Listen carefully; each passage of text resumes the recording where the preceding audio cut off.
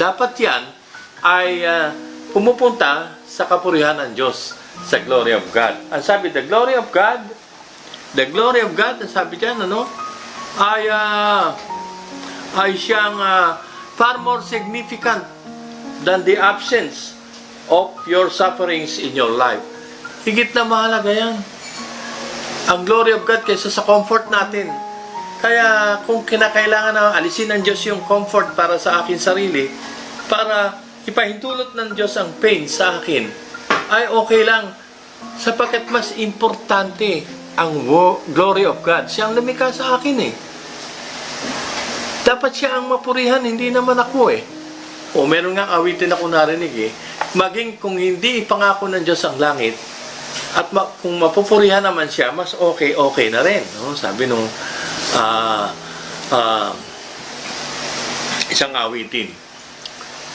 Anong ibig sabihin to glorify God? To glorify God means to worship. It means to glorify Him, to worship, kilalanin ang kanyang dignity. It means to praise Him. Kung sa tutuusin, ang praise and worship glorifying God o to honor God. At sinasabi dyan that we can glorify and honor God through our pain and sufferings. No? Next slide, please. Tignan natin sa next slide. Ano sabi dyan? Yan, the basic question. Susunod. Why do we suffer? Susunod, Kuya DJ. Kuya. Ang sabi dyan Why do we suffer? Sufferings are a natural part of your experience as a child of God.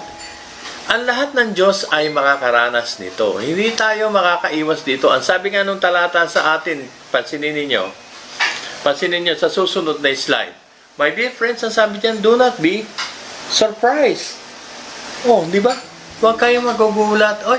Nagulat-gulat naman, anak ako ng Diyos, bakit namarating sa akin to? Hindi, parang may nangyari sa inyong unusual, hindi karaniwan. Hindi, normal lang yan.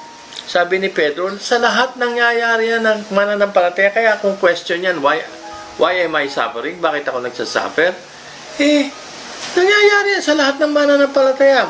Meron ba sa inyo dyan, sa nakikinig sa inyo ngayon na hindi nakaranas ng pain? Meron sa inyo ba dyan na hindi nagkasakit? Kahit tapat na tapat kayo sa Panginoon at naglilingkod kayo sa Kanya. Dapat wag niyong pagtakahan yan. Sapagkat ang sabi sa susunod nating slide, ito ay sharing in Christ's suffering. Gusto ko sabihin, miski ang Panginoon sa Kristo, hindi na-spare sa suffering. Ikaw pa kaya? Kung ang bugtong na anak ng Diyos nag-suffer, ikaw pa kaya? Pero bakit pinapahintulot man Diyos na mangyari ito?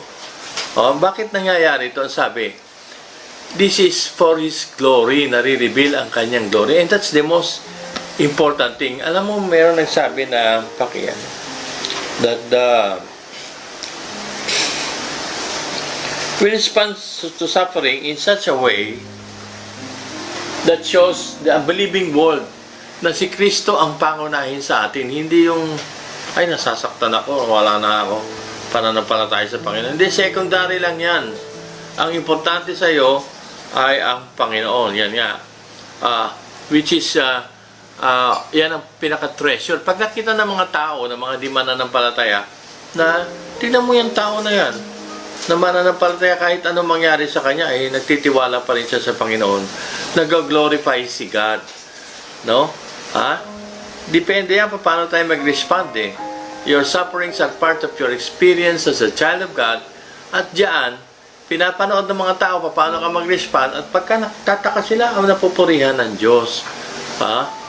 Alam mo, iniisip ko, tama si Joseph Tison nung kanyang sabihin, that this world, sabi niya, to the mundo na ito, with all its evils, is God. Nilagay tayo deliberately ng Diyos sa environment na ito para tayo lumago sa ating character, sa ating pag-uugali. Purihin ang pangalan ng Panginoon.